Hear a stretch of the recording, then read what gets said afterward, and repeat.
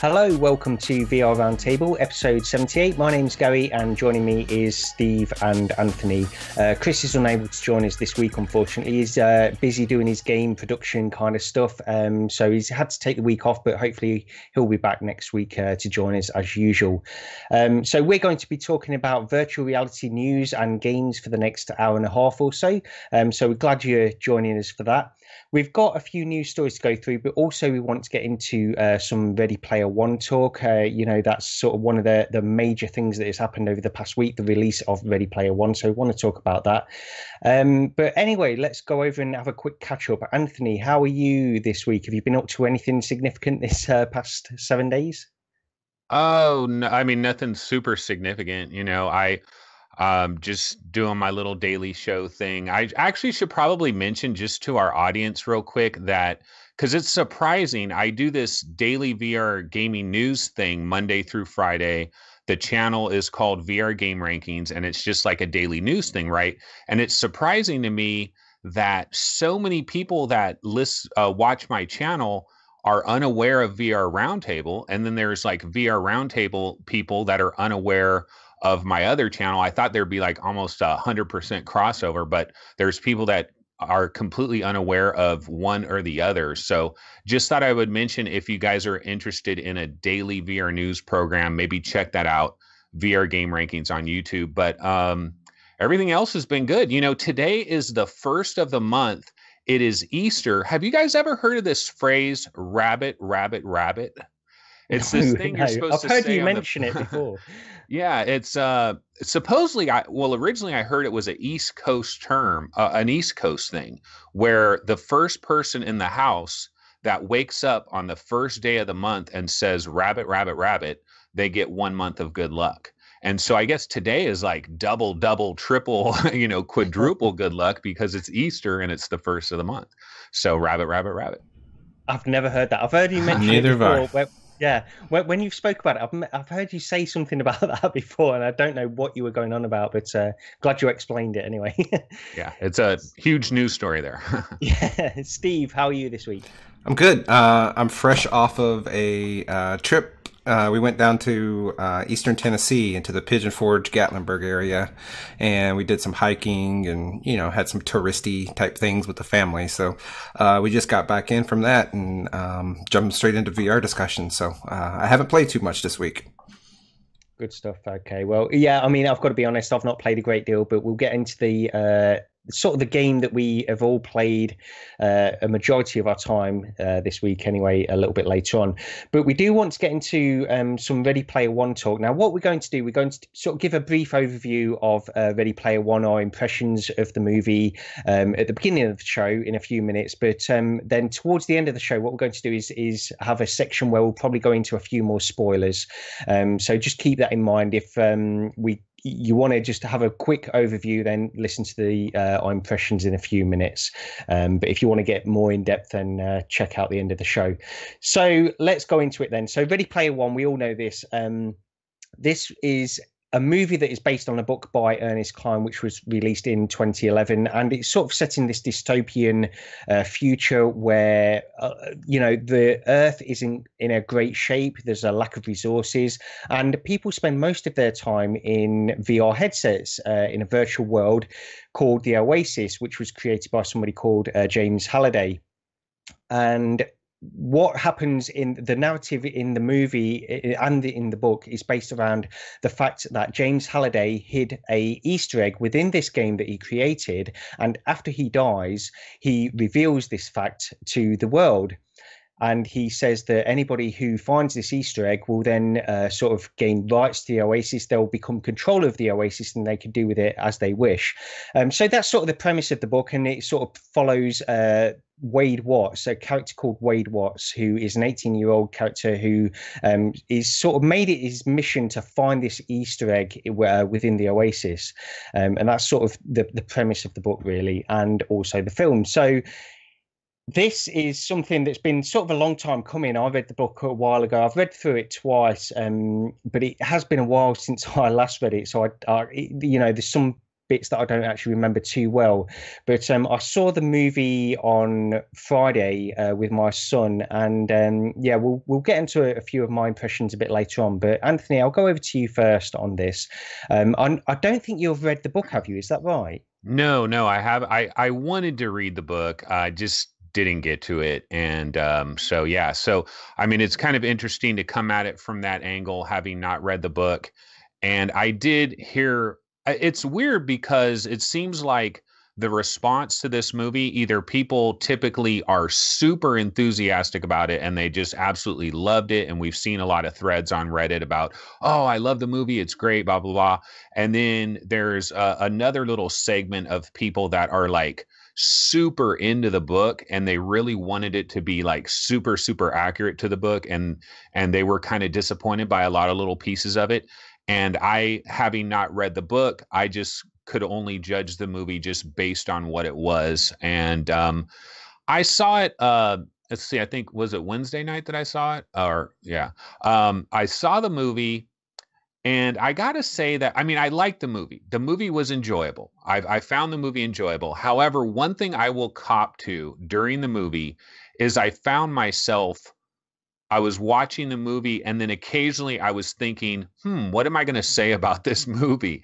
And so that kind of told me that I checked out of the movie temporarily, you know? And like when you're in a really, really, really good movie where it just completely captures you and you forget about the outside world for a while and you're just dialed into the movie, it didn't quite hit me in that way. I still will recommend this movie to anybody. One thing I said about the movie on my other show is I was saying that one of the biggest things I was curious about this movie is, would it have the potentiality of transcending the nerd geek gaming culture? You know, could it transcend that? And could it be something where your aunt or your uncle or, you know, just everyday folks that aren't maybe into gaming, they don't really know anything about VR. Will it transcend to those people? Will they see the movie and be blown away by it? Or is it just a movie? You know, is it just a movie? And I kind of, after watching it, I kind of feel like a year from now, like we're not going to really remember Ready Player One. I wish it was like The Matrix, you know, I wish it was this sea change of a movie where people talk about it years later. I mean, you think about the movie The Matrix, there was this one NBA player, Sean Marion, they used to call him The Matrix. You know, that Sierra singer, she used to do this dance move called The Matrix, where you do like a slow motion thing. You know, I mean, it transcended, it went into pop culture and everyone knows about The Matrix. There's always jokes about the red or the blue pill, you know, all these things, right? And so that would have been the dream come true if it was so incredibly good that this would be like the next Matrix. And I don't think it's anywhere near that, but I still think it's a good movie, a solid movie. Yeah, I'm pretty much exactly the same as you. I think it's a good, solid movie. And when I watched it, I was very much trying to go into this with separation because I've read the book. I knew it wasn't going to be the same as the book. So I was trying to go into it thinking, you know, they're going to have changed things and I can't really get upset about that kind of stuff. And that's the attitude I went into this film with. And I think they've done a very good job. I don't know if this is just me or whether this is for everybody that has read a book of a film that is then turned into a movie. But for me, I was sitting there watching it and thinking, how can anybody who has not read the book actually follow exactly what's going on in this film? It's something that I've felt so many times when I've read a book and then watched a movie, and there's little parts that are just left out or glossed over that you don't think about.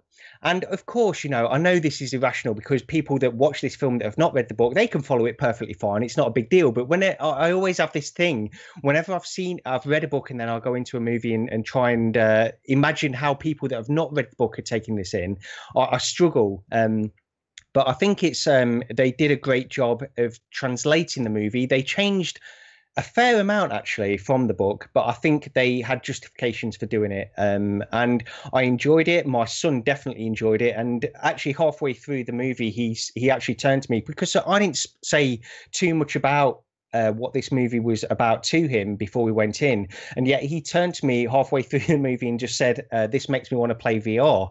So that's a pretty good sign, really, and I'm pleased that he felt that way. But yeah, I think it was good. In comparison to the book, there's things that I wish they had included that they didn't. Not really. I mean, I don't have any complaints overall. Steve, what do you think? Well, I'm really in the same camp that you guys are. Like, it was a good movie. I would recommend anyone can watch it. Like, it's a good enough movie that it's not something that I would, ooh, that movie was crap, you shouldn't waste your time on it. So it's totally worth spending 2 hours on. It's worth plopping down some coin to check it out in the theater.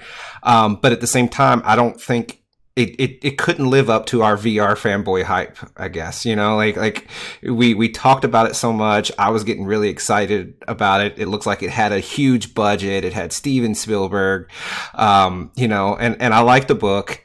And so I think I had it built up a little bit in my head. The trailers, I thought the trailers were fantastic. Like, they pre-sold the movie really well for those of us that have read the books, and we were able to watch the trailer and say, oh, I recognize little pieces here and there and get hyped. But when the credits came up, I kind of had this feeling of oh, that's it. Like, this kind of culmination that had been building up for several months. It just kind of, it never hit the climax. It was just like a slow build the whole movie for me, and it never had this explosion even through the final set piece, the major battle.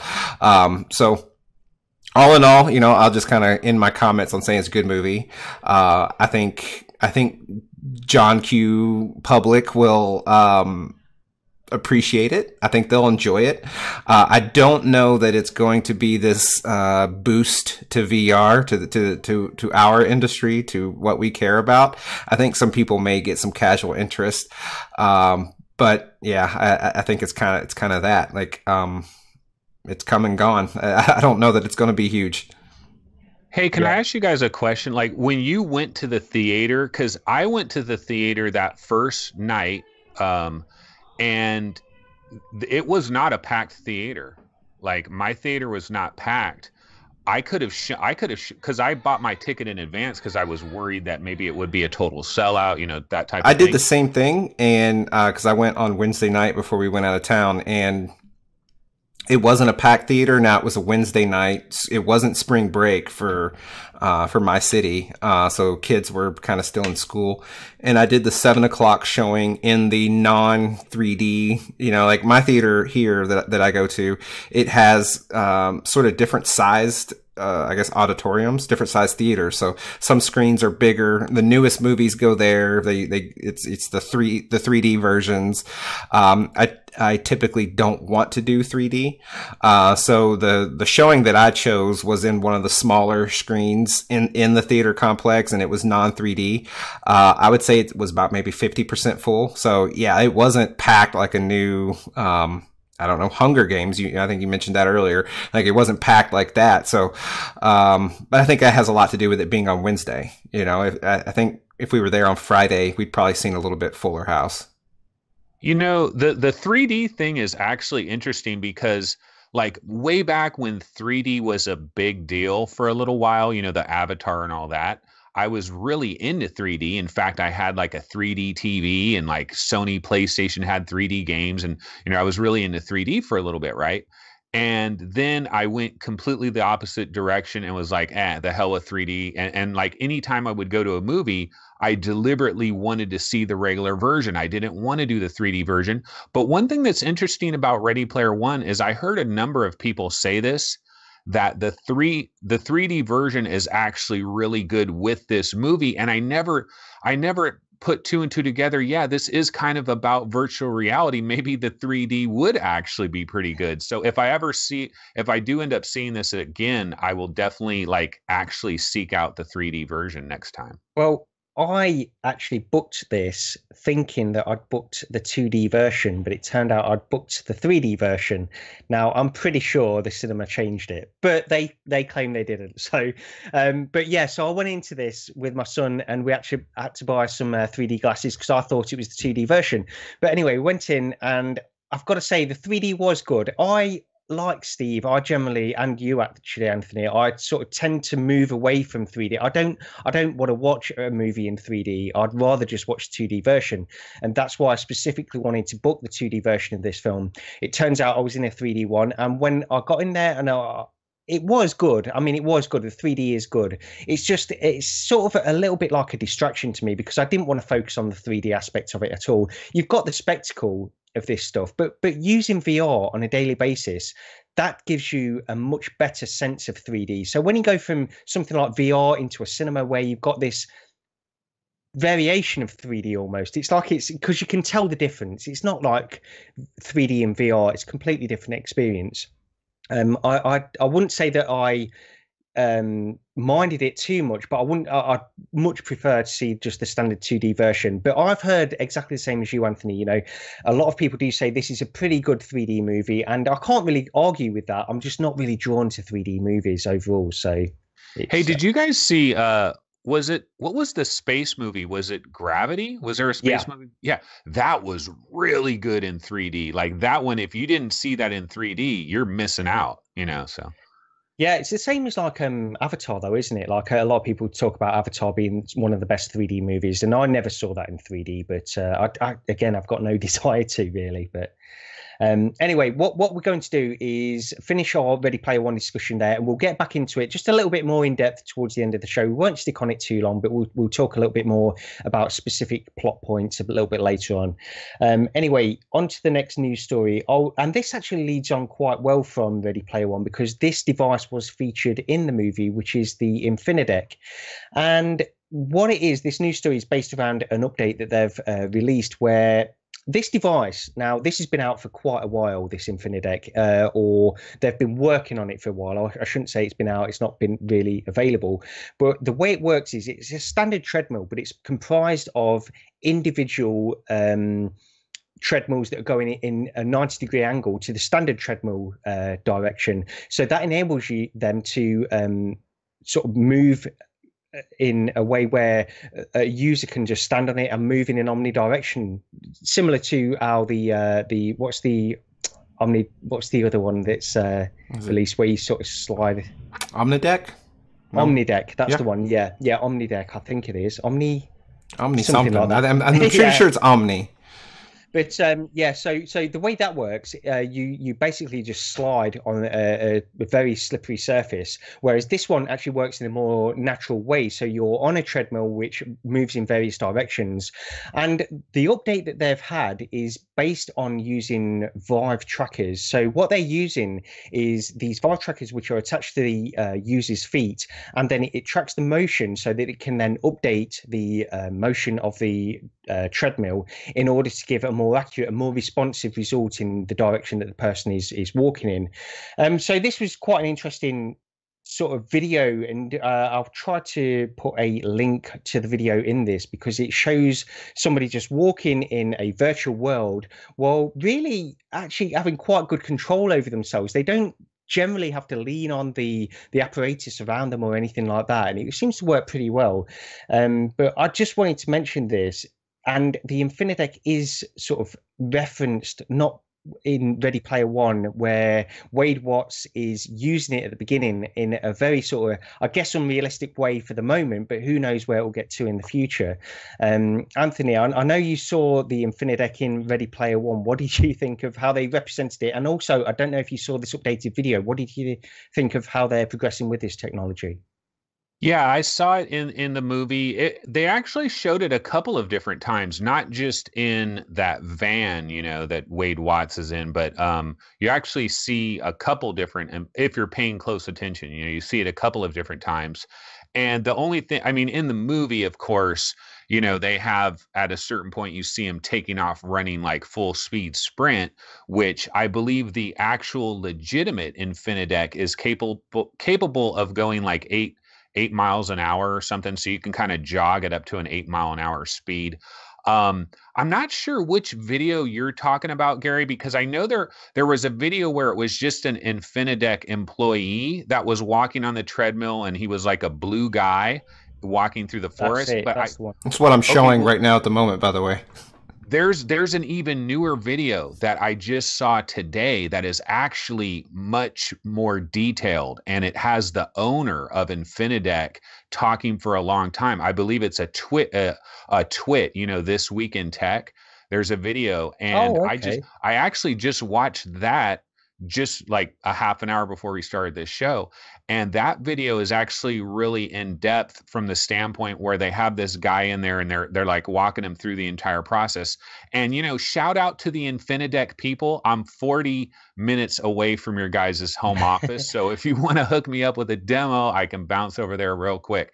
But this guy, he was doing the Infinadeck thing. And one of the things I noticed about it, because at one point in the video, they got really close to the device and it makes quite a bit of noise. It is a humming, there's an audible noise. So like, let's say you were a multi-millionaire or whatever, and you could afford to bring one of these in your house. There's going to be a handful of downsides, because until they get whisper quiet, that's going to be a little bit of, I'm guessing if you're in a VR game that's loud and explosive, you probably won't notice it. But my biggest thing is the video that you're talking about where it was an Infinadeck employee that was walking on there. When I was watching him walk around, he seemed to be walking in an unnatural manner, very, barely walking, like really compressing his stride to an incredible degree. And but when I watched this other video, part of that is just there's this you have to have like a trust level with this thing because it's a moving thing. You're on a moving platform. This is a problem that is going to be a problem for like 10, 15, 20, 30. I don't know how we're really going to solve this, because for Infinadeck, like the future, let's just think about the future for a second. Like I can imagine this incredible future where an NFL football team would be using one of these things, and the player would have to be able to run at a full freaking speed. The player would have to be able to dash over that way, make instantaneous cuts. And so the device that would be doing this would have to react in such split seconds.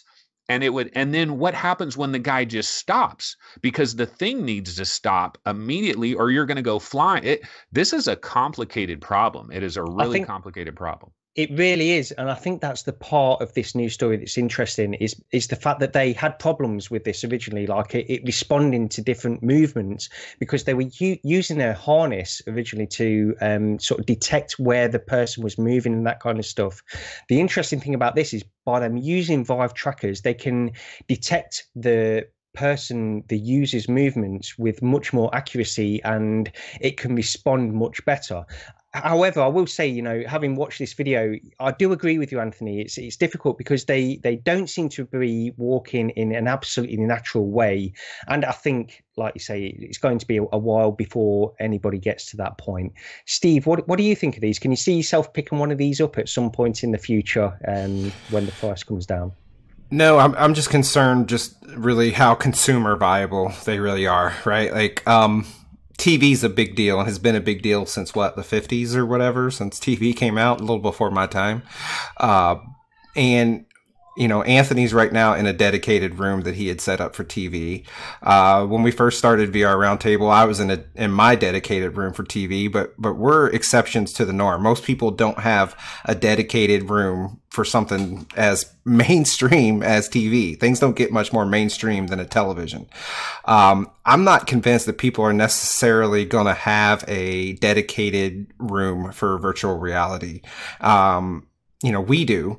We have a dedicated space, but I don't think, if we want this to get to Oasis level of market penetration, I can't see someone setting up a treadmill in everyone's house. I just don't see it happening. So I'm very curious as to who is this product marketed for. The technology itself with the perpendicular treadmills, I think is a pretty clever design. Coordinated motion across two axes, where you got one axis going that way, and they're extrapolating, for lack of a way of describing it, all the diagonals. It's a pretty clever solution. But as you guys said, the immediate inertial mismatch of say, of a football player juking to the other direction on a dime. I don't know how they predict and solve that. 8 miles an hour, that is a 7-minute, 30-second mile. That's pretty fast. I would say the average person can't just easily get up to that speed. And if they do, they sure as hell can't sustain it very long. Wade Watts can. Yeah. So, all in all, I think it's very interesting. I'd love to check one out. I don't know commercially what the viability, of something like this is, regardless of the cost. Let's say they drag the cost down and you can get one of these for the low price of $200. It's not realistic. Just imagine with me for a second. How many of the current VR owners, PlayStation included, are going to go out and set one of these up in their house? And you don't have to answer. I'm asking with hyperbole, but I don't see a big physical monstrosity taking off. I don't see it. One thing I will say real quick though, when Steve, you're talking about like a dedicated VR room, I actually do believe like 20 years from now, because like if you go shopping for a house, now this is an American thing, and I gotta couch that this is in America. We have larger open spaces, we have these bigger sprawling homes, and so in a lot of like European countries, you're gonna be like, what are you talking about? But here in America, if you go home shopping, one of the features that you'll see in a number of homes is they call it the great room, or like a media room or something like that, where they have a special room that's kind of designed like as an entertainment room, and like people that get a home like this, they got to be pretty well off in the first place, but they'll have like a pool table set up or some pinball machines, and there might be like a bar and stuff like that. And what I do foresee 20 years from now, because VR, we got to understand, man, VR is just going to get better and better and better. It's going to look better. It's going to sound better. It's going to feel better. And I do believe 20 years from now, one of the, like you're going home shopping, they'll be like, oh yeah, we have a VR room. And now the VR room is not going to have a built-in Infinadeck on the floor. I'm not saying that, but it will have a larger ceiling, and it might be like a 30 by 30 room, and maybe it supports redirected walking or something. And it's almost like, yeah, we have a VR, a VR room. I think could be a thing that people have. Not, it's going to be a higher end thing, but I think it could happen. Well, yeah, some. And I don't doubt that some, using my analogy before, some people have dedicated theater rooms with front projectors and 120-inch screens and 14 subwoofers surrounding them and all that. I'm one of them, some people. But it's hardly the norm. And TV's a big deal. People like watching their football games and their movies, and now TV series have become wildly popular with stuff like Walking Dead and Game of Thrones. And with something as major as TV, we don't, there aren't dedicated rooms that have caught wildfire, across the globe, or even in America, really. Like, it's still relatively small to have a dedicated room that's only purpose is for that. And that's what you would need here with this contraption in the middle of the room. It would have to really be that and only that. Now, one day I could see myself doing it if the technology was right, but I don't think mainstream's going to take it off. So if this isn't, I guess where I'm going with this is, if this isn't sort of the mainstream solution, some sort of walking platform, whether it be this in a Infinadeck or some other product, then what is the locomotion solution? And we don't have to answer it. We can't answer it. We don't know. But I'd be curious as to what takes this into the mainstream. Virtuix Omni. That's the other one that I wanted that I was struggling for a moment ago. I knew Omni was in there. Yeah. So, I mean, they're another one that we're doing this, and originally they were a Kickstarter, and you could have purchased one from them, but they sort of pivoted on their strategy, and they were sort of now moving towards sort of arcade kind of environments for their products. So you can't really, I don't know if you can actually pick one of these up for the home or not now, but they were sort of aiming mainly for the arcade market. And Infinadeck, we still don't know exactly what they're going to be doing with this device, but I've got to say, when I see these things in action, Infinadeck is probably one of the ones that looks the most natural. It's still not natural, as you say. When you see this guy walking on it, he's walking very carefully, very slowly, and in a way that doesn't seem natural. So there's all these challenges with these omnidirectional treadmills, which I guess they're just going to get better with time, but it's a big problem, and it's a tough problem to solve overall. Well, I used to. I don't do it as much anymore, and I need to get back into it. But I used to run like marathons and such, and I spent a lot of time on treadmills, and I've spent a lot of time out in the streets running as well, on the road. I guess I shouldn't say streets. I'm not from downtown Chicago, but when you're on a treadmill, what you're really doing effectively is you're jumping in the air, and the ground beneath you is moving.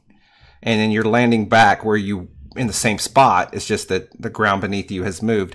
And that's very different than when you're out, the actual back of your foot and your heel and then the balls of your feet actually propel you forward when you're not on a treadmill. So naturally, we respond differently. There's no such thing as perfect natural walking on a treadmill. It's just inherently different. And I think Infinadeck is going to have the same problem. And that's fine, because we would adjust. I would say, going back to the beginning of gaming, it's not natural to have our hands crumpled together on thumbsticks, but we sort of got over it and figured it out. So I think whatever solution we have, and if it goes mainstream, I think we'll get used to being on the platform.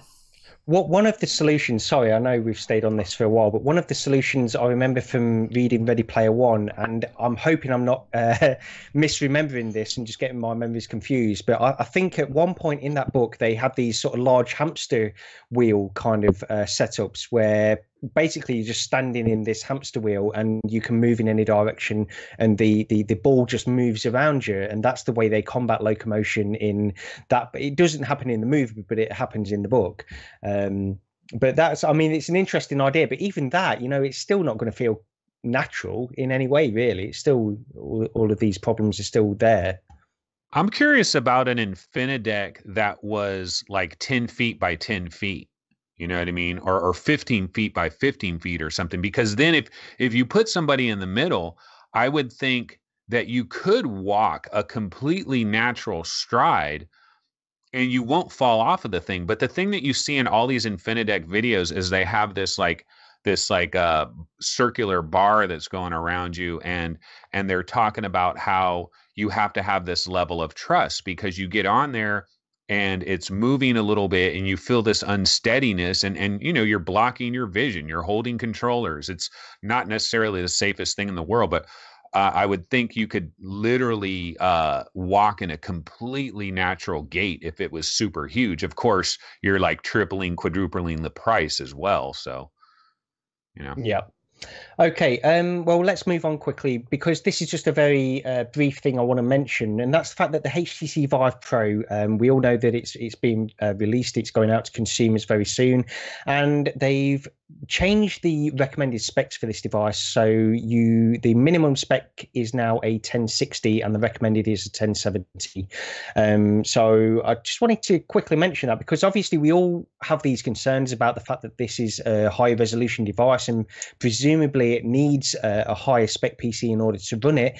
I think that Steam, Valve, and Steam VR is trying to counteract this in some ways by having this automatic super sampling setting that they've introduced recently, so that no matter what PC you've got and what headset you've got, it'll automatically sort of adjust itself in order so that you're getting the best possible experience from it. But yeah, they have increased this spec, and it makes sense, I guess. Has anybody got anything they want to mention on this? No, well, I'm saying no as I jump in to talk. Yes, one thing, and I should have written down numbers, so I'm going to just kind of talk about something in general without having the exact details because I don't have them in front of me. But there's a user on Reddit who seems to really know what they're talking about and has done some homework. So you got to take it with a grain of salt, but there seems to be some credibility here is my point, but. This user was listing out the native resolutions when you plug these different headsets in and sort of what Steam defaults to. And interestingly, the Vive Pro compared to the Samsung Odyssey had a sort of a different base multiplier. I don't know if anyone listening to this has heard, but there's built into Steam VR with the Vive, it's by default super sampled 1.4. So if you set a 1.0, it gets real kind of convoluted, but if you have a 1.0 multiplier set in Steam VR and Open VR, you're really running a resolution of 1.4. You're 40 points or whatever higher than the native resolution of the device. So taking that same approach, it appears to be with the Pro thus far, it also has a comparable 1.4 multiplier, and that's just kind of give it some built-in super sampling to help with the aliasing of the screen door and all that. Well, a user has taken and looked at the numbers for various headsets, and a Vive Pro has a built-in default internal super sampling value considerably higher than the Samsung Odyssey. And we don't know why that is. We don't know why they would need to do that. But that's going to play a different effect on the GPU that you need to drive these headsets potentially.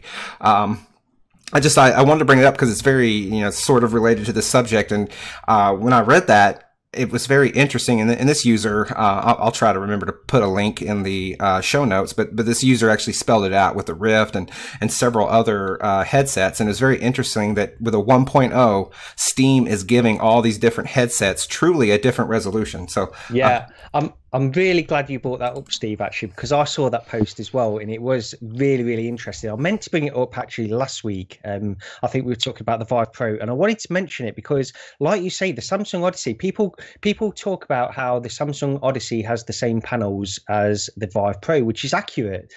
But the internal super sampling is different for both. Now, the Samsung Odyssey apparently is super sampling at 0.96, I believe, whereas the Vive Pro is super sampling at 1.4 to correct for the barrel distortion and bring it up to native resolution in the center of the vision.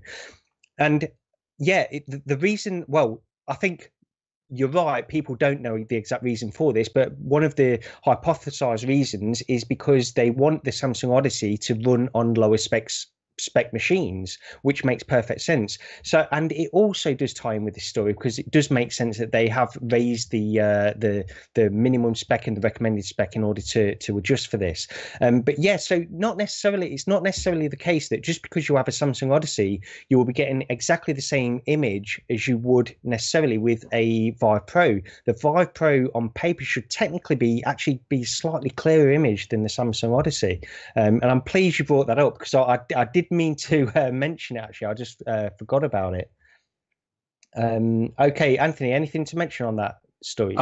Yeah, the only thing I'll say is, like, when I read about this story, it was reported that NVIDIA actually went, I don't know if you mentioned this, but it was reported that NVIDIA actually went to HTC and said, hey, I think you guys should bump this up a little bit because in our testing, we think a 1060 is required or something like that. And it's like, yeah, NVIDIA doesn't have a vested interest, do they? yeah.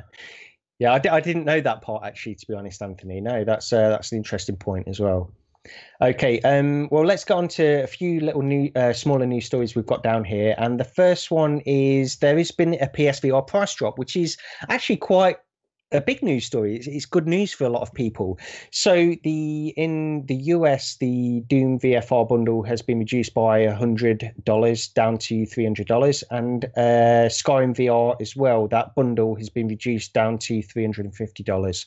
And over here in the UK, we've got the PSVR starter pack, which comes with a camera and VR Worlds. That is now £259, reduced from £349. So that's a pretty good deal. I think they are doing so many things right with the PSVR in terms of pricing. If they're able to still make a profit on this device, selling it at that cost, then they're doing something right in my book. Has anybody got any thoughts on this? I was gonna, while I was out of town this weekend, I saw on one of on the PlayStation VR subreddit, someone posted a link that eBay, you could get I believe it was a Doom VFR bundle. I could be wrong. Or no, it was the Skyrim bundle with Doom VFR, with RE7. So you had the full kit, camera, move controllers, everything. And if you used the eBay code, some code, it was through Newegg via eBay, but it was $300 US. And I wasn't in position to buy it, but I was going to buy it on the spot because at the same time, Amazon was offering a little north of $200 for just a PlayStation VR Core trade-in. So I would have been able to keep my moves, sell them separately, keep my camera, sell it separately. And I was going to turn around and get a sort of a free in-class upgrade from a version 1 PSVR to a version 2 PSVR. But unfortunately, that was like a 2-hour window to do that, and I didn't pull it off. So I'm rambling about this because really, Gary, you're right. The PlayStation VR, Sony's doing a good job. The price is coming down. We've had the Vive come down last week. Now, Oculus, it's your turn. Yeah, that's true. I mean, Oculus doing their bit, I think. And, you know, like I say, even HTC, as much as we rag on the fact that the Vive Pro is expensive as it is, I think the fact that they've reduced down the standard Vive to the price it now is, I think they're all pretty competitive. And the PSVR, with the current price, I mean, it's difficult to argue with it. They're not doing a lot wrong. What do you think, Anthony?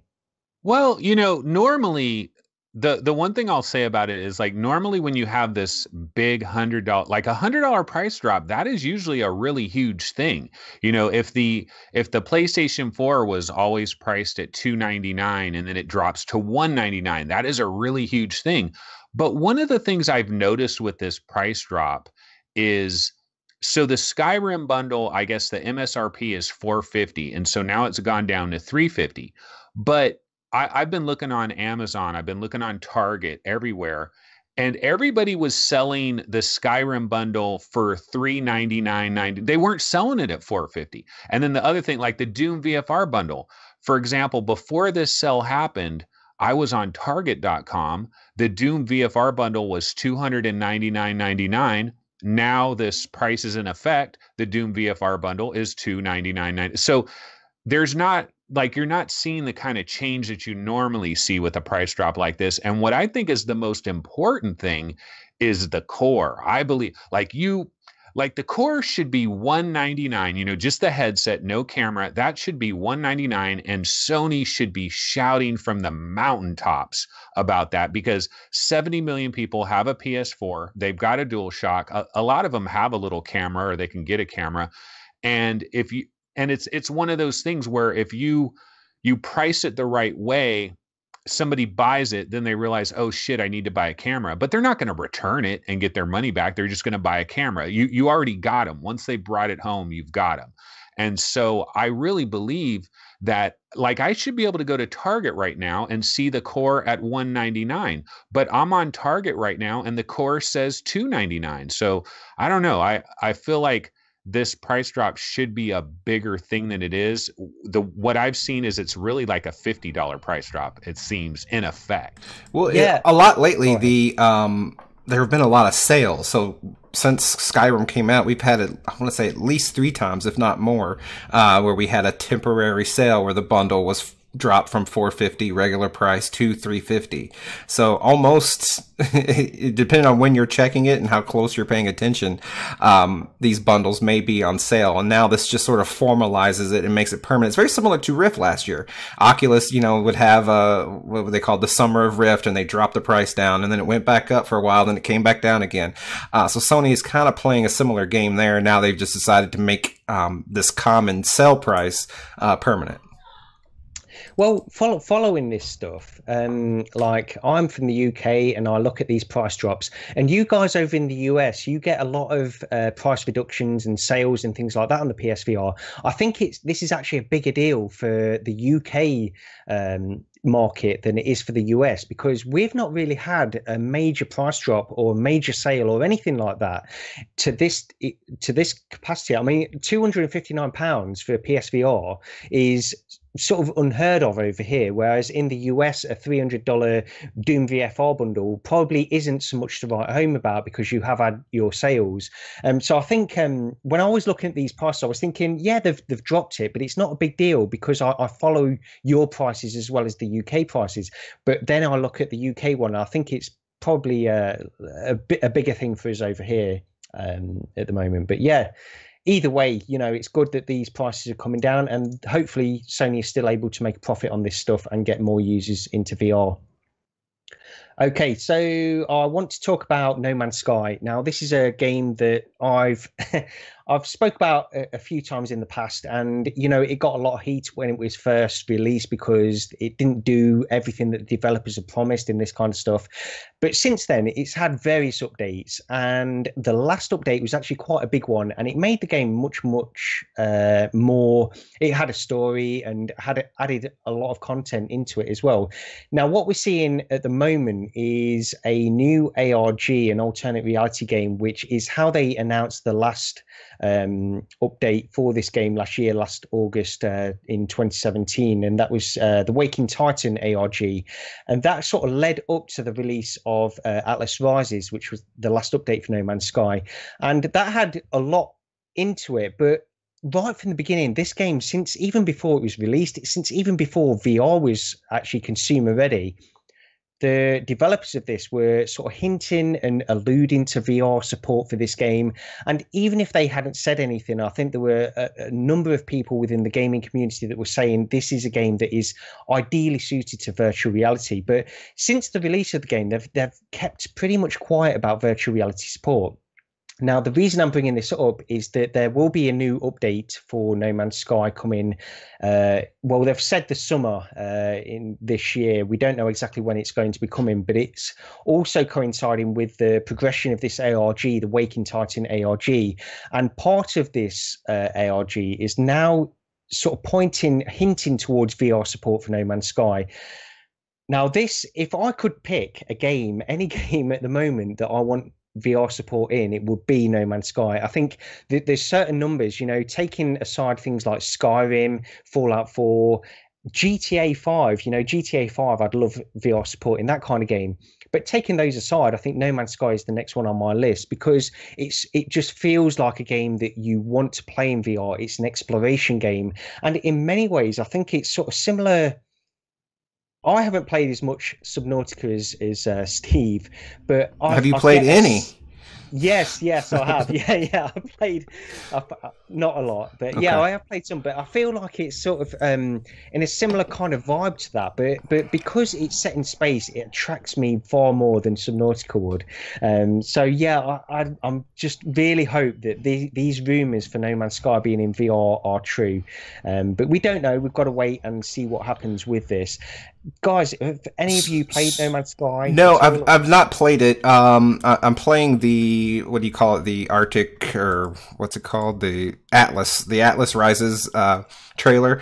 And I'm watching it as I played it. I haven't really paid any attention to No Man's Sky, but I agree. Like one of the first things I was thinking of is Subnautica, although it really has no sort of commonality in terms of environment with Subnautica, because Subnautica is primarily underwater. I got a feeling that the play, the what you're doing and sort of how you interact with the world had some similarity. So this makes me very excited for it. One thing, I think you were missing, Gary, is apparently a tweet by Sean Murray, who is the founder of Hello Games.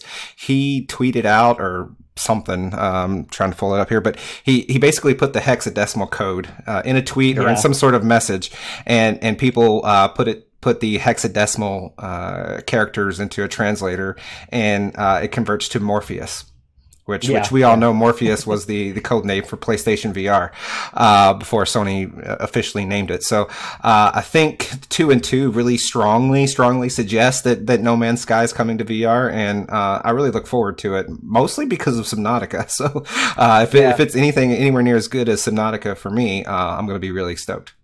I wonder about because he did do that with that hexadecimal code and it was Morpheus, so it's a PSVR. I mean, if it's going to be coming anywhere, it will be PSVR. Will it be coming to PC VR as well? Because that's what I hope for. I really hope they do that, because part of in this ARG that they have sort of continued on with now, they've got a company which are called Oblique RE, which is We Are, and the logo sort of looks similar to kind of like a V R. So, you know, people are putting 2 and 2 together with all of this kind of stuff. But yeah, I just hope it comes to PSVR and PC VR as well, and hopefully it will. Anthony, I know you've not played No Man's Sky. What do you think of this? Is it hold anything for you? You know, when No Man's Sky came out, I believe it was August 2016, and see, I had already had my Vive for 4 months, you know. And I was planning on getting the PSVR in like another 2 months or whatever. So I was all in on VR. But the thing is, when I see like screenshots of No Man's Sky and some of the videos I love the visual, like there's lots of oranges and reds and like violets, and you know, it's very colorful and beautiful. And so exploring that in VR would be super cool. I will say this though, I fully expect E3 is not that far away, right? I don't know if it's June or May this year, but E3 is coming up. And when E3 comes up, Sony, like any other company, they need to have some big guns. They need to have some major announcements that hype people up. And I would bet dollars to donuts. No Man's Sky, PSVR announced at E3. And in terms of exclusivity, I believe it will be a delay. So it will be PSVR only for, 90 days or something like that, and then probably come to PC. But one issue I have with this type of game, and also say Grand Theft Auto, or even maybe like a Red Dead Redemption in VR, a game where you're on a horse and then you're on the ground, or you're on a car, you're in a car and then you're on the ground, or you're in a spaceship and then you're on the ground. There's a bit of a disconnect here for me when I'm playing VR because, well, I have a big empty space here. Now I can go ahead and grab a chair and put a chair there. And when I'm in the spaceship, I sit in the chair. And then when I land on the planet, I could just stand up and kind of just be in front of my chair and just, it'll probably have snap turning or something. So I could just stay in front of my chair. And if I was in a living room with like a sofa or whatever, I could do the same thing. But do you guys, like, if you were to play No Man's Sky, would you just be standing up? And even when you're in the, like Payday 2, Payday 2, you can get in a car and drive it around. So you're standing up, you're playing Payday 2, but now you get into a car. Isn't there a bit of you're standing up and driving a car? That's kind of weird. I don't know. There is. And you've hit the nail on the head on this, because since even before I got VR, I was thinking, how would I play this game in VR? And I think the only way this game will be released is seated gamepad experience. I'd love it to be the case where you could use motion controllers, stand up, and once you've landed on a planet, you can get out and then walk around as you would love to do in VR. That's not going to happen with this game. It's going to be seated. It's going to be gamepad. You could stand up and still play it in that way, but I don't think it's going to work quite so well as that. I think that No Man's Sky, they've got so much to do with this because there's so many parts of it. It's not like an Elite Dangerous kind of thing where you're constantly in a cockpit. You do get out and you do wander around, and they've got problems with this. But that's not to say it can't be done. Like Resident Evil 7, for example, that's you're wandering around, but it's a seated gamepad kind of game, really. I mean, I know you can stand up, but I think this sort of has a comparison with that, and also with Subnautica, just going back to that briefly, because that's a 2D game, but converted to VR, you use that with a gamepad, and I think this is going to be a similar experience. It's not going to be the ideal kind of way to play this game in VR, but it's what we reasonably need to expect, I think. Well, Subnautica had it sort of broke that, I think, because you were underwater. So when you're underwater, you have this weightlessness to it. It's almost like you're flying. So that when you climbed into a vehicle, into your Seamoth, and I won't say anything else, other vehicles that you get, but it transferred okay. It was very different than one game that stands out to me was Arctica 1. Like in the very beginning, you're standing up and you're holding your motion controllers, but you're riding in the vehicle with that chick. And then, you know, it was like, what am I standing up in a Segway? Like it's sort of what it felt like. Subnautica didn't carry that feeling at all because you were weightless, you were underwater, and as you know, it worked. I think it would be a little more jarring in No Man's Sky. But yeah, you're spot on, Gary. It's going to be, you could stand up with a gamepad and do the walking parts that way and turn with your body, and then just have a chair in your space. And then, you know, when you drop into a vehicle, grab your chair, plop it down and go. I don't know in that game how often you bounce in and out of vehicles. So really that would be the driving factor towards how practical, you know, doing something like that is or isn't. You know how we were just talking about Infinadeck? Okay, Infinadeck, I've said this before, a chair that has a track that runs on a track. And so, okay, you're sitting in the chair. Okay, now you've landed on the planet. You get up, the chair just goes zzz, and then it automatically knows when it's time again. It goes back into position and you just sit down on it. Well, yeah, I mean, that would be awesome. This is the kind of solutions that we really need for this type of game. And actually, one thing I want to say about No Man's Sky, the reason I think this is fantastic for VR is there's nothing like even playing the 2D version of this game, walking around on a planet, looking up into the sky and just seeing a planet in the distance and knowing that you can just get into your ship, fly up and travel to that planet with no loading screens. There's nothing. It just happens. And then as you get closer, you've got the detail of the environments coming closer to the new planet that you're going to. There's nothing like that, even in a 2D game. And within VR, I think it's going to be absolutely fantastic. But just leading on from what you were saying there, Anthony, the next thing we want to talk about is LA Noire, which has now been updated to come to the Rift. It's on the Oculus Store, and it's also on Steam. Now, this before we get into this, I just want to quickly mention what you were talking about, how you've got the chair-seated parts and also the standing parts, because this game suffers from it, and it tries to combat these issues where it tells you you can walk around with motion controllers and do various things within LA Noire, but then there are sections that you need to drive around the city, and it will actually prompt you to find a seat if you want to. So you can find a seat, sit down, reset the view, and then you find yourself in a car. So this is the first game that I've really come across, and there might be other examples out there that do this, where it's trying to make that transition between being in a vehicle or just walking around in a virtual world, sort of make it manageable. So yeah, getting back to it originally anyway, LA Noire is now on the Rift.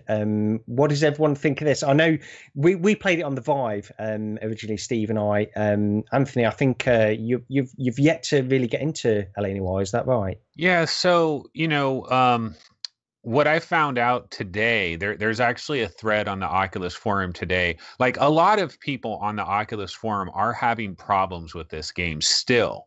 You know, it's natively been brought to the Rift. And then in the first couple of days, like the Steam version was not updated. And so some people were wondering, oh man, they're never going to update the Steam version. Then that one got updated. And then, so that's what I was waiting for. I was like, good. Oh, now the Steam version's been updated. Now I can finally play it. Not quite. Because what I found out today, the thread that is going on over there in the Oculus subreddit, is that if you have a Sandy Bridge or an Ivy Bridge Intel-based CPU, you cannot play this game. And it's similar to that Google Welcome to Light Fields. There's this advanced vector, whatever, number 2, you know, AV, I forget what the third letter was, but AV something number 2. And if your CPU doesn't have that, you're out of luck. And apparently they believe that's the situation with LA Noire as well. So me being on this old ancient CPU, I'm kind of boned. So no LA Noire for me. But I'm curious though, why would that the older Sandy Bridge CPUs and stuff be coming up just now? Like, you would think that would have been discovered months ago when the game came out for Vive owners, because from what I gather, you know, there's should be just as many, roughly, Vive owners with older CPUs. So, unless there's something specific with this update where they implemented this that requires you to have the newer CPU. Yeah, I don't know, but there's a lot of us with these old CPUs because they're still champions, but they are 7 years old now or 6 years old, and we knew that this day would come. Eventually, there would start being these certain little instruction sets that are built into these newer CPUs, and it's starting to rear its ugly head now. Yeah, it's just I guess it's just the natural course of things, because when they originally had the specs released for the Vive and the Oculus Rift going back 2 years now, they were talking about these CPUs that were required, and yet people were still running perfectly fine. You know, VR, they could run most VR applications perfectly fine with much older CPUs, but now I guess it's getting to the point where they're running their course, I guess. Okay, the other very brief thing I want to mention, and I've not gone into this yet, but Gran Turismo Sport on PSVR has now had a update to have time trials included. And this was part of the problem with Gran Turismo Sport when it was first released on the PSVR. It had very little content, and there wasn't a lot you could do in there. You could race against one other car, and it wasn't really a particularly difficult game or anything like that. So there was a lack of content in order to keep players carry on playing, really. But now they've had this update, and I haven't had a chance to go in and try it, but by all accounts it's welcome news to fans of Gran Turismo. Okay, so I guess we can get on to games that we've been playing now, and the major one and the one that's sort of received the most acclaim over the past few days is Wipeout Omega Collection for the PSVR. Okay, Steve, I'll go to you first on this. What do you think of this? Go ahead. Okay. Well, I think it's pretty good, right? Like, I don't know why, and of course it's all in hindsight now, but when this was announced a few months back, I just kind of, at that point in time, I had a feeling that it was going to be good. I don't know if I commented my Nostradamus, insight or anything, but I just had a feeling it was going to be good. And I don't think I knew that it was going to be this good, though. This is a damn fine conversion to VR. This is Wipeout in VR. It feels like it was native. It feels like it was built with VR from the ground up. You have a multitude of options, of comfort settings, different views. You can anchor the camera to the pilot, or you can sort of anchor it to the cockpit so it isn't as rocky and as motion sensitive. But regardless of sort of where you settle in with all the options, it plays. It's fast, it looks good, it plays smooth, and it is full Wipeout gameplay in VR. Ironically, I don't know, and I'm sure maybe Anthony will be able to talk about it more than me, but I don't have a lot to say just because it's good. Like, it's what you would expect it to be. Like, I don't have to harp on anything that's broken. I don't have to complain about anything because there's nothing to complain about. It's Wipeout in VR, done and executed really well. And I think it is a must-have game in your library for anybody with a PlayStation VR. Yeah. Go ahead, Anthony. What do you think? Yeah, I mean, man, I've been a Wipeout fan since the very beginning. And so, take that grain of salt and chew on it for a minute. But the thing is, like, when this game was originally announced, I kind of thought, oh, this will probably be pretty cool, because this game had 3D. Well, Wipeout HD was 3D on PlayStation 3, and it was one of the standout 3D games. And so I thought, oh, this will convert pretty well, and it'll be a fun diversion. It'll be something you go into for a day or two, and you play around with it, and it's like, oh, this is kind of cool. I had no idea it was going to be what we got, because when I play this game, I'll personally just be completely honest with you. I believe that Wipeout Omega Collection, this game that we got, I believe it is the best VR game, period. See, now we have something to disagree on. Like, I believe it is flawless. Like, well, not flawless, but God damn, they killed it. I mean, you're in the ship. See, here's the thing about it. So you're in this ship, you're flying around. If somebody plays this game for 10 hours, like if you strap somebody in and you just said, look, you are not going to leave until you get 10 hours of gameplay in this game. Like somebody could be not a fan of Wipeout, not a fan of racing games, not a fan of futuristic racing games, but you force someone to play this game for 10 hours and you will not be released out of jail until you play this game for 10 hours.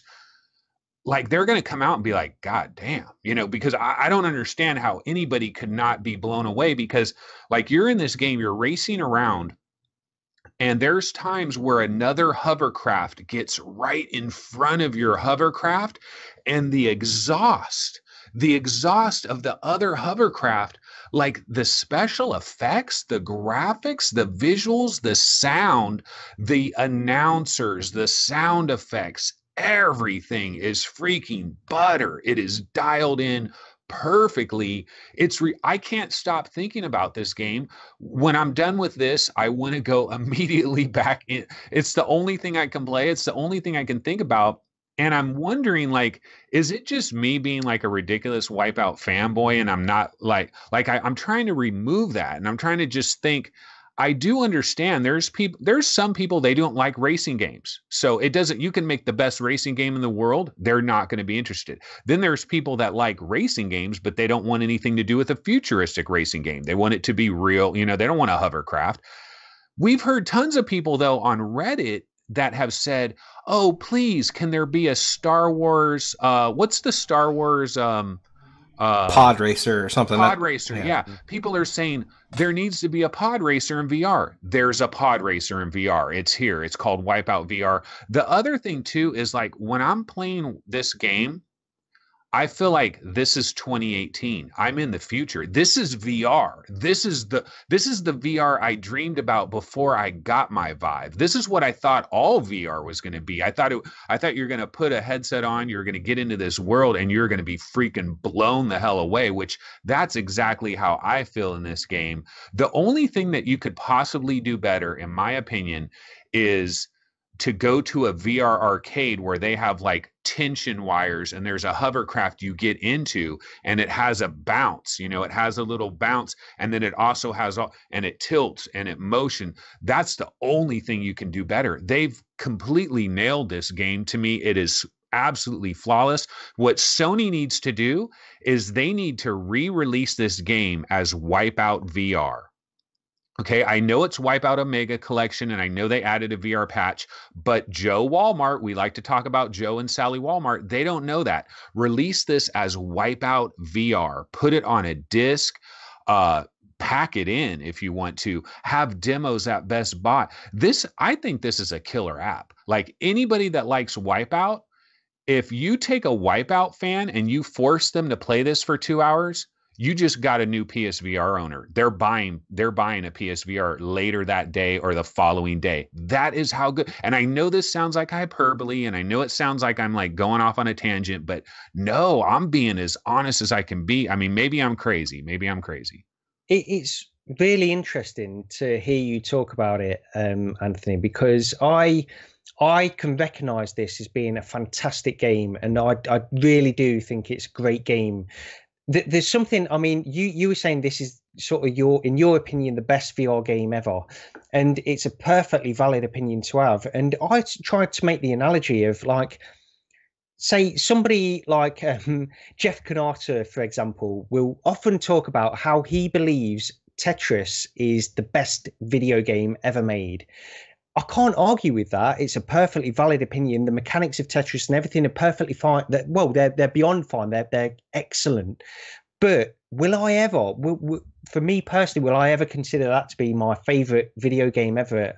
There's no chance. It just won't happen because I want more scope within a game. And Wipeout is, I mean, they've done an incredible job. There's no two ways about it. The graphics, what they've got out of the PS4 to deliver this experience is incredible. And they're using what they have as an advantage. Like it's a racing game, so there's no geometry behind all of these environments that are there. So they're able to really ramp up the graphics and give a really, really good interpretation of this futuristic world that you're racing through. I mean, there's no doubt about it. This is an incredible futuristic racing game. I won't ever consider it to be like the best VR game for me, but I can perfectly understand why people would consider it to be up there at least. I'm with you. You know, like it's damn good, but it's still Wipeout. Like their ceiling on this game was to be Wipeout. Like they can't supersede itself. So like in order for it to, in my books, sort of become the best game in VR ever, or to date, it mathematically can't get there because there's no way for me a Wipeout could be that good. There's no way that Wipeout could give me the experience that a Skyrim is going to give me or that has given me on PlayStation VR. So I can't go as far to say that, but in terms of its execution and sort of, you know, what score do you give it within the sort of the sphere that it can realistically be, and that's a 10 out of 10. The only thing I would change with this game, and it's because I just got a HOTAS, is to give it HOTAS support. I think playing it with a flight stick would be pretty, like, because you'd only need the one side, the stick and the trigger. I think it would be really good with a flight stick. One thing I just wanted to clarify is like, so as much of a fan of Wipeout as I am, it's not my favorite genre. Like racing games, period, aren't my favorite genre. That's way down the list of genres. I do love Wipeout. Like I've always been a fan of Wipeout, but yeah, it's like, how can Wipeout compare to Fallout 4 VR? I said that, you know, when Fallout 4 VR came out, I said that was my favorite VR game. I put it at #1. I love Fallout 4 VR. I love being able to walk through that world and it starts raining, you know, and you're completely surrounded and just so many amazing things, right? And Wipeout can never do that. You're just in a hovercraft racing around tracks. But what I mean by it being it's the best VR game currently available is this game has done VR better than any other game. Now, you could say that freaking Selfie Tennis is the best VR game ever, and they've done tennis, and their version of VR is better than anything. But you're not into tennis, and it's like, yeah, okay, that may be the best VR game ever, but I'm not really into that. But maybe they did it better than anything else. That's kind of what I mean by this. And so, yeah, it's not gonna. Like, this is not going to create somebody that hates racing games is not all of a sudden going to love racing games just because of this. But I just think, like, purely objectively, taking away favorite genres and throwing that away and just saying who has done a VR game, who has made the best VR game, period. It is Wipeout VR. To me, this game feels like these developers have been working on this for 3 years, and this is all they've been working on. And now the dream has arrived. This is a patch to another game. That's where I'm kind of disappointed. I wish Sony, like Shuhei Yoshida, I saw him tweeting about how Wipeout VR is kind of a revelation and you know, they got a hit on their hands, but they need to take advantage of this. There needs to be commercials of this. I really think they have to rename it to Wipeout VR and just call it, you know, and have Wipeout Omega Collection like a subtitle or something, just so it resonates with just your average Joe Schmo, Wipeout VR. And like the only thing that could be done better is like there needs to be no improvement to the graphics, no improvement to the sound, no improvement to the wonderful announcers, you know, Faisal and gold medal awarded, you know, just, oh, I love that stuff. It is just so good. And the music is thumping, the sound effects are thumping, the special effects, everything is just flawless. The only thing they can do better is put me in a motion simulator. I will pay good money because if you got me in a motion, the exact same game, but if I'm feeling every bump, oh my God. So like, you're going to get off of here and go and back the Y'all VR now. The egg motion good, simulator. Though, man. It's got to be good. Yeah, I mean, I don't want to I feel like I've been a little bit negative on it because I'm not negative on it. Of course, I mean this game is fantastic. It's without a doubt one of the not just best futuristic races, because we have a few of those anyway. We've got Redout and that kind of stuff, and I've played a few of those. But just in terms of a racing game in general, they've just done everything right with this. It looks fantastic. The first thing I noticed when I went in there, and there's various options that you can do in order to enhance your experience within this game. But the first thing I noticed before the automatic blinders came on is you just look around and look at the scale of the world around you. It looks absolutely fantastic, especially when you think about this being rendered on a standard PS4, really. I mean, even the standard PS4 has done a fantastic job with this game. And again, I'll just say it again, that they're playing to their strengths. Racing games are often the ones that you can showcase the best graphics because there's so limited geometry outside of what you can see. You've got a very limited view. You know you're not going to move outside of the viewpoint of the track or anything like that. So they're able to do things that are not possible in other games. And I think they've taken advantage of that in the best possible way here. You're technically, yes, you're right, Gary, but I feel like a lot of racing games run really bad though, like Assetto Corsa I always wonder why they run so bad, because I agree with you. Like all they got to do is just kind of statically render everything off of the track and they don't have to worry about it. But why do racing games run bad is sort of counter to your point, but I understand what you're saying and I agree with you though. Yeah, no, I get what you're saying. I mean, Project Cars, for example, is one that is notoriously bad in VR, but I think that's generally due to what they're doing in post-processing and that kind of stuff with the lighting and that. I mean, I think they could get away with what they're doing in Wipeout VR in a much better way. And I don't think they're focused on VR. I think they're focused on the flat game. They're focused on making it look as good as they possibly can in the flat game. Whereas with this, and again, hats off to the developers, they really have focused on VR in order to get this as good as it is. You know, part of the reason why I might be so ridiculously hyped on this game compared to the average Joe is I played the living crap out of Wipeout HD on PlayStation 3. I mean, I played it every day, all day. And then same thing with Wipeout 2048 on my Vita. When I had a Vita, it was basically the Wipeout machine. I pretty much played Wipeout 2048. And so like all the tracks that are in this game, like I already know the turn before the turn is there. You know, I know where the little speed boosts are. I've never seen them like this before where they have little bump textures on it. Like I've never seen a speed boost look like that.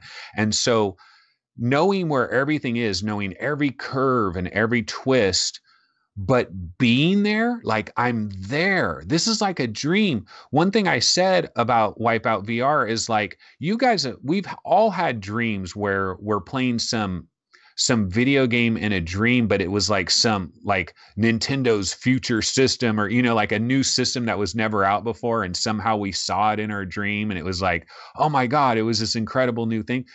When I'm in Wipeout and I'm literally playing Wipeout, I feel like I'm in a dream. I feel like I'm dreaming. Like this is 2018. This is, to me, Wipeout VR is the first legitimate example of like this is 2018. I'm in the future now. We don't have flying cars, but we do have Wipeout VR. And I feel like I am in the future when I'm playing Wipeout VR, but maybe I'm just kind of crazy. No, you're definitely not. And I think you're sort of echoing the general consensus from PSVR users, especially from what I've seen on the subreddit, because generally people absolutely adore this, and rightfully so. And I think it's great that it's getting a physical release as well. Which you know, all of this stuff, it's good for VR because PSVR is the one which is sort of getting the most traction with the mainstream, and the fact that a game like Wipeout, which is generally, like you say, Anthony, it was from the first PlayStation. People know Wipeout, so the fact that this game especially is doing a sterling job for VR, I think it's great, really. Okay, so Anthony, I'll go over to you now. You've got a couple of games you want to talk about. Well, you know, I listed a couple of. Let's see. What else did I mention? I know Virtual Reality Football Club. I'll just mention that really quick. So, I mean, this game came out a while ago. It's kind of disappeared into the mist. I don't hear anybody talking about Virtual Reality Football Club, and I feel bad for Cherry Pop Games because I think they did a pretty decent job here. But the problem that Virtual Reality Football Club has had since the very beginning is this control problem, and we've talked about it, I believe, on a previous episode.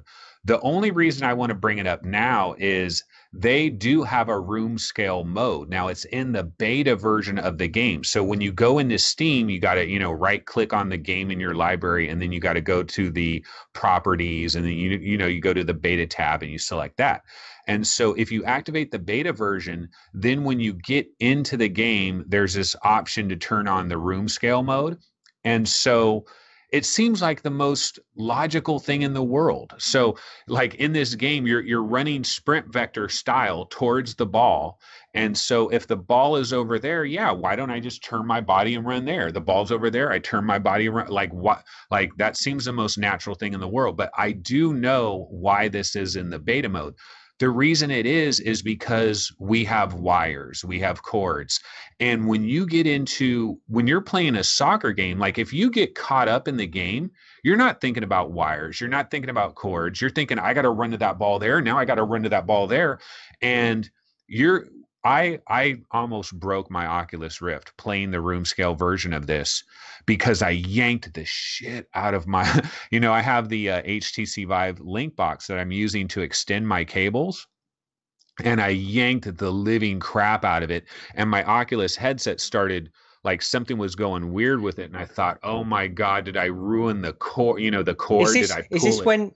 Is this when you sort of were playing it and then move back to move forward, like you know how you move the motion controller back to sort of like sprint vector kind of movement? Is that when you hit the chord, or was it a different time? No, it's just turning. It's okay. Oh, the ball's over there now, so now I'm turning that, because what you're turning around. But what happens is, see, in a normal game, you're turning around and you'll feel the chord. But the thing about it, like any sports game, really, you're talking about instantaneous action. Like, oh, I immediately need to go there. So what happens is you forget where you are, you forget what you're doing, and the cord can't hang. But what I'll say though is, like, if I strung the cord up and I had a pulley system and stuff, or if this would be absolutely ideal for wireless, because there'd be no problems. I'd be able to play this all day with wireless, because then you just turn in the direction you run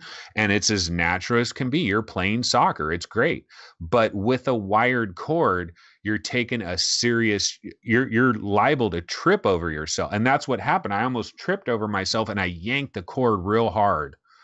And, but it's worth trying if you own the game and you want to try it out. I tell you what, though, this game, when it impressed me far more than I expected it to, because it's far more polished than you expect it to be, I think. Anyway, I went into this knowing pretty much nothing about it, but I will say I think they've done a pretty good job on the polish of the game, but the controls are a problem, and I think they've done as good a job as I can imagine. I can't think of a better way that they've done it. So I've not tried this room scale beta update or anything like that, so I will be going in and trying this. But yeah, I think it's worth keeping your eye on this game, because it's not a bad game at all. Yeah, the one downside though on the beta, now I'm doing your pronunciation. The one downside on that is you can't play online with that. So all you can do is, like, you can go out onto the pitch and just like kick the ball around, or you can do like the training mode. But when you go out onto the pitch, there's actually a goalie in each goal, but then there's no other players. And so you can run around and you can try shooting shots, and the goalies will try to block the shots, but there's no other players. But I just, wanted to get a feel of the room scale mode, but it is limited in that way. And I don't know that they're like Cherry Pop Games. They must have knew this. They knew this from the very beginning. I'm sure they knew this in their private testing, and they need to have a major warning. If you don't have wireless, you have to, because someone's going to yank their cord hard, because you get caught up in something, you forget about it. Okay. Well, just before we get on to Ready Player One discussion, Steve, have you got anything you want to discuss, or shall we get straight into it? Okay, well, just a spoiler warning here then. So we are going to sort of get into, I don't know how long we'll stay on Ready Player One, but the last part of the show, we're sort of dedicating to that. So if you don't want to know anything about the movie, then now's the time to turn off. But thanks for joining us anyway. So let's go over to, well, I'll tell you what, because we've sort of given an overview of the movie so far, I want to just go to both of you guys and just see, is there any particular plot? Well, Steve, actually, let me go over to you first on this, because you've read the book. Is there any particular differences between the movie and the book that you were either very pleased about or very sort of annoyed about, really? Well, the biggest thing for me is in the book, they had the Oasis set up as this sort of critical component of society's existence, like everyone's lives in society at that time. Like, you went to school in the Oasis, you worked in the Oasis, you made money in the Oasis. It was really your life. It's like the real world was sort of this bleak existence that you just sort of had to, have a pulse and eat food and go to the bathroom. But everything you cared about was in the Oasis. Whereas in the movie, it seemed to sort of just be like this big MMO or something. Like, it was just this sort of this game where everyone played. They did give it a sense of severity, and they kept referring to zeroing out, where you lose all your credits or whatever. And there was reference where he was able to spend some of his credits. Wade was after he got the first key to buy that haptic suit. But in the book, it was far more serious. The Oasis was just this this serious place, and I think they missed a lot of opportunity there, and they could have shown it, in the very beginning when it's showing the stacks in the movie, and it's kind of panning up through all the trailers stacked on top of each other, and you see the older women dancing in their VR suits and the pizza being delivered. They sort of touched on it there, because the pizza plays a bigger role in the movie, somewhat bigger role in the book. I mean, they could have, spent 30 seconds saying, and students go to school, not in a real school, but in the Oasis, and just cut to a shot of some students attending school in the Oasis. And that's it. So they didn't have to elaborate on it, but they could have done a few things to make the Oasis appear more serious. So that was really one of the things that stuck out the most to me in terms, I guess, of a negative. Well, that you've hit on a point that I wanted to bring up as well, and that's the fact that Wade Watts, you never really see him in his high school, which is sort of where the book starts off. Really, he's taking these lessons in VR, so he's sitting in his trailer and he's taking these lessons in VR, and you never really see any of that, because there's a lot of interaction in the book where he's meeting people in his school, and these are all obviously virtual representations of people in real life. So these are people that are all over the country, but they've been assigned this school within virtual reality, and I really wanted to see that kind of stuff in the film, but it doesn't really explore that. That's one point that I was a little bit disappointed about. The other point is the first key, and one of the most memorable parts of the book for me, and again, it's been a while since I read the book, but for some reason, I don't know why this stands out to me, but the part where he's going for the first key, he suddenly realized where it is, and it's different from the movie. It's not a race or anything like that in the book, but he has discovered where the first key is going to be, and the way he has to get there, because he can't afford anything, he can't afford any teleportation or any transport to get to this place where he knows the key will be on this planet. He has to travel there. And I just have these visions of these huge sweeping landscapes as he's traveling through and this kind of stuff. And you never see any of that until sort of the final battle. You see these huge sweeping landscapes, these huge vistas. And that's sort of one of the disappointments from the film for me, because it's sort of very enclosed. It's all these virtual environments, but they're very sort of self-contained, very enclosed. You're in a nightclub, you're in H's garage and that kind of stuff, and it just doesn't feel like I wanted it to feel, unfortunately. But this, again, all goes back to the fact that I read the book before, so I've got to make a separation to that. It's never going to be how I imagined it, so I don't really have a big problem going forward with that. I just wanted to sort of mention some of my biggest disappointments, and they're two of them really. Anthony, having not read the book before, is there anything in particular that stands out of the representation of like the VR world that they had in the movie at all? Well, I mean, you guys are talking about kind of disappointments, and even though I didn't read the book, I had this expectation of like Steve was talking about, this like dystopian world and how everybody is in VR, and like the real world is kind of like a secondhand thing that people don't really even think about that much. And I wanted to see more of that, actually. Seeing this movie, I kind of wanted to know more about, like, you'll see different movies that are in the future, like Minority Report and stuff. And I'm always fascinated to see like just things going on in regular reality, to kind of think, is that the way it might be, 25 years from now? And in this movie, we don't get much of that. You get very, like, you'll get like driving down the street, which looks like Detroit or something, and like people just standing on the corners with headsets that look like they came out this year, doing some weird things. But you don't get much of that real world stuff. I kind of wanted a little bit more of that. The book naturally, I think, kind of sets that stage a little better, and I think that's what makes a good movie usually is they find a way to set that stage where it isn't taking up too much of the plot time, and it's not a distraction, but it sets it up enough that you don't have that wonder. Because I do agree with what you said. I'm gonna go to a positive though. I don't want to be too negative on it. I think the second challenge, the Stephen King Shining, like, I think that was a sort of a high part in the movie, both with H interacting with the shower, the lady in the shower, or in that whole thing, but then also how it had a little bit of a little clever twist. Like, I like, almost probably shouldn't say it, but all those National Treasure Nicolas Cage movies where like when you watch them and they're figuring out the clues and you're watching it, you're passive, you're just watching it, but yet in a way you sort of feel like you're part of the team figuring out the clue.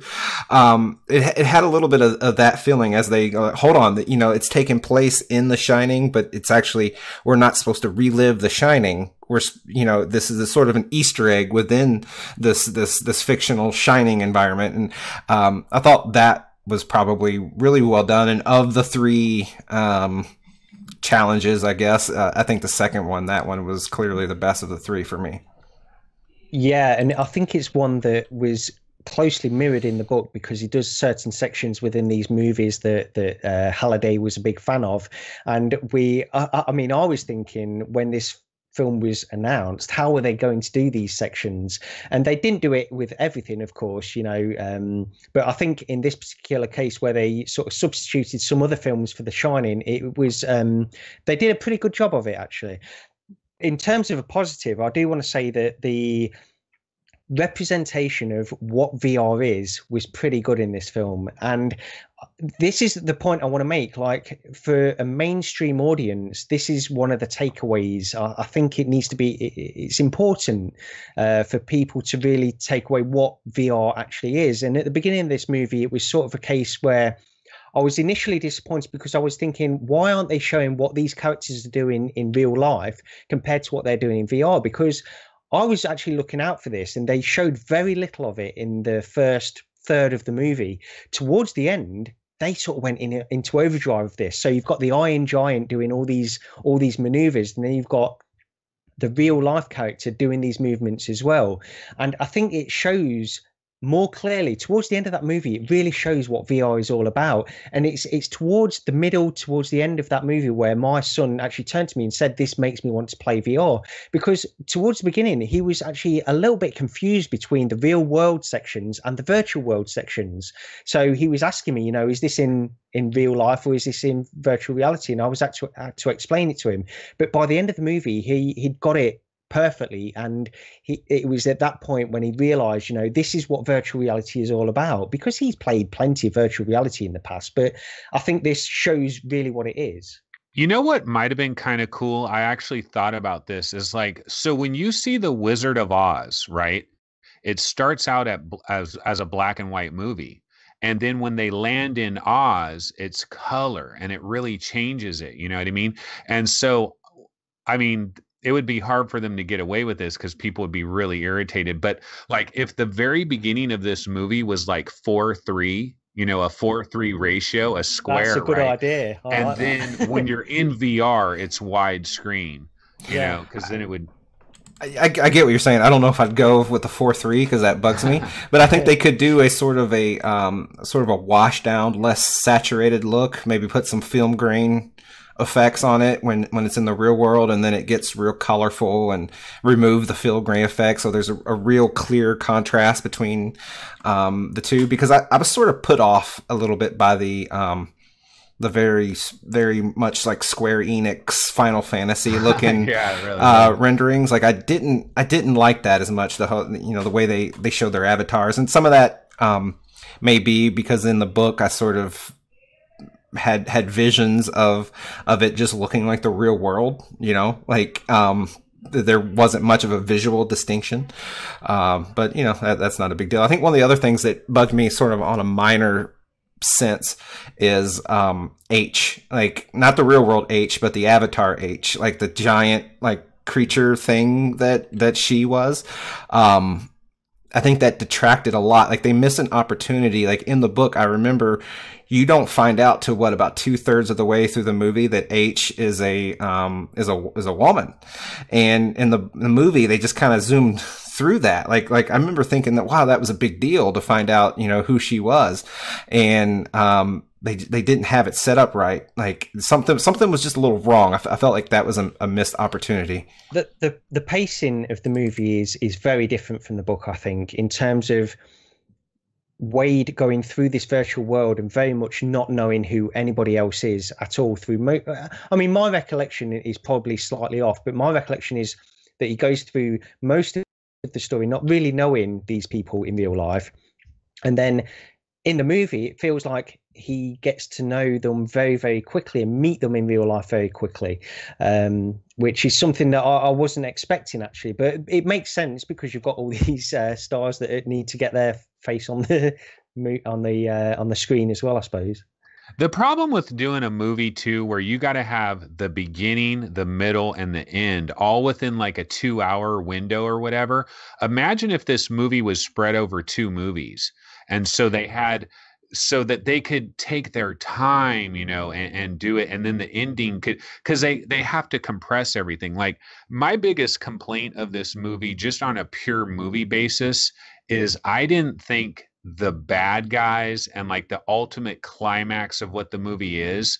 I mean, I didn't read the book, so that's part of the thing, but I didn't think it was that big of a deal. You know what I mean? And like the bad guys, there's basically 3 bad guys, right? There's kind of this, there's the main bad guy, Sorrento, that guy, and then there's his assistant who is like, she's like the military person that's going to take out, whatever, that there's her, and then there's the guy within the Oasis that is kind of like their hired assassin. Yeah, okay. He was funny, but at certain times I thought it was almost going too much, where they have the comedic, what do they call it? The sidekick, the comedic sidekick or whatever.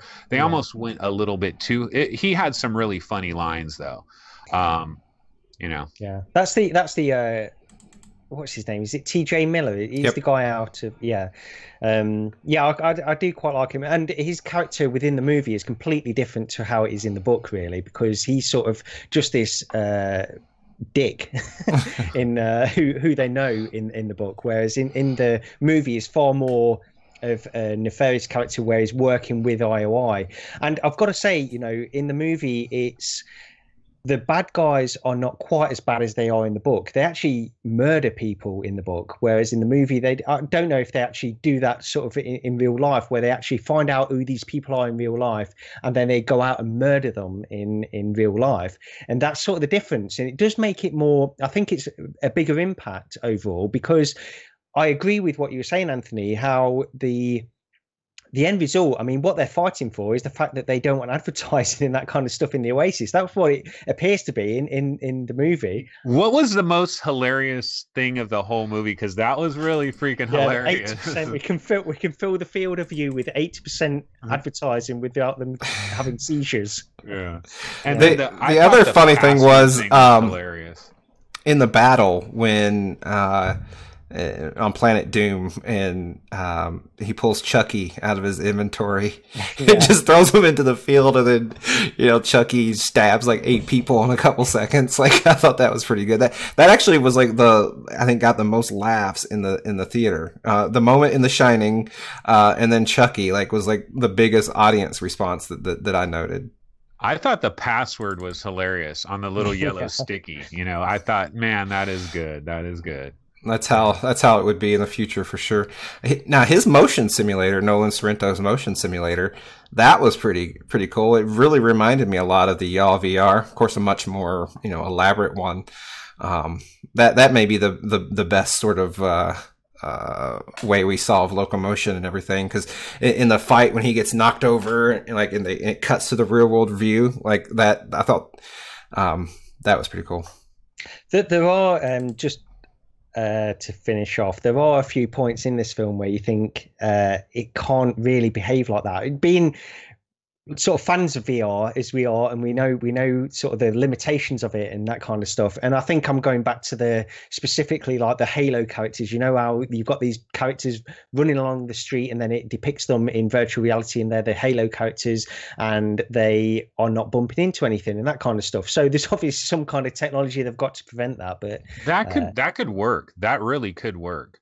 But the way that would work is, like, the headset, what it would do is it would analyze real world objects, and then it would have to put virtual objects there that you would avoid. Yeah, that's true. Yeah. I guess that there's ways around it, isn't there? It's just when you're watching this kind of stuff, and also like when he's in the back of the van where they're driving around towards the end of the movie, and you just think, he's doing things in the virtual world that he's not really doing in real life. How is he doing this kind of stuff? But they did call a good attention to that, though, when he couldn't get the key in the key slot because the van was being tossed all around. Like, I didn't really think about it much in the motion, because in the moment, because it's so obvious, because I experience with VR and I'm used to one-to-one tracking.